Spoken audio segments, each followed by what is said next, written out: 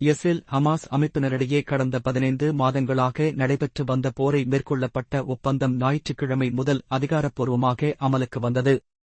இன்று அமெரிக்காவின் 47வது அதிபராக டொனால்ட் ட்ரம்ப் பதவியேற்கின்றார். தமிழ்நாட்டைச் சேர்ந்த செங்கல்பட்டு மாவட்டம் ஸ்டார்ட் அப் மையமாக திகழ்கின்றதாக பிரதமர் தெரிவித்துள்ளார். எல்லை காவல் படை கூடுதல் டிஜிபியாக தமிழக சிறப்பு டிஜிபி மகேஷ் குமார் அகர்வால் நியமிக்கப்பட்டுள்ளார். தமிழகத்தில் தனியார் மருத்துவமனைகளிலும் குழந்தைகளுக்கு இலவசமாக தடுப்பூசி வழங்கும் திட்டத்தை விரிவுபடுத்த பொது சுகாதாரத்துறை திட்டமிட்டுள்ளது. நடிகை ஹேமமாலினிக்கு உஸ்தாத் குலாம் முஸ்தபாகான் விருது வழங்கப்பட்டது. தில்லியில் நடைபெற்ற கோகோ அறிமுக உலகக்கோப்பை போட்டியில் இருபால் பிரிவுகளிலும் இறுதி ஆட்டத்தில் வெற்றி பெற்று இந்திய அணி ஒட்டுமொத்த சாம்பியன் பட்டத்தை வென்றது.